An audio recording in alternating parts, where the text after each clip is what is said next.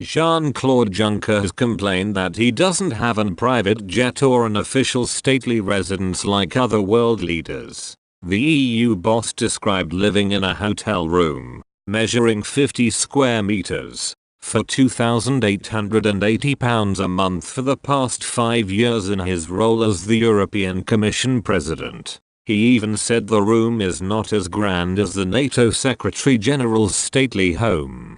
Mr. Juncker told German newspaper Bild, "The Commission President doesn't have a residence. I have been living in a hotel apartment measuring 50 square meters for €3,250 per month."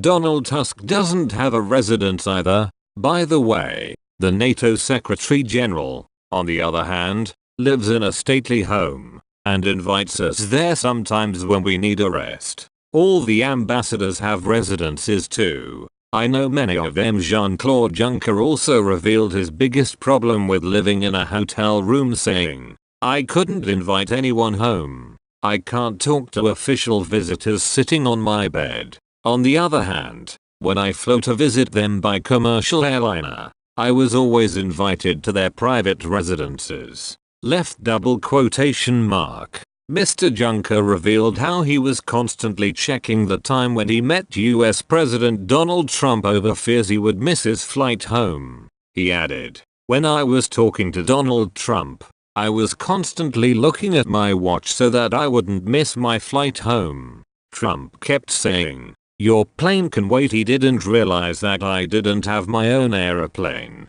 While campaigning for the position of European Commission President in 2014, Mr. Juncker complained about his lack of private jet, tweeting, "The Americans have Air Force One. I don't. But I am still campaigning all over Europe with Juncker." Mr. Juncker was also hit with criticism after it emerged he had splurged an astonishing £22,500 on a single trip in a private jet to Rome. The EU Commission chief's actions were branded outrageous after it emerged he used a chartered plane for the short 2-hour flight from Brussels to the Italian capital. Mr. Juncker was visiting the city for an informal meeting with the then Italian Prime Minister Matteo Renzi, which had been organized for some time, making it unclear why he could not take a charter flight. The private jet trip was revealed this morning after the Spanish NGO Access Info won a 3-year legal battle with Eurocrats and forced them to publish details of Commission's expenses.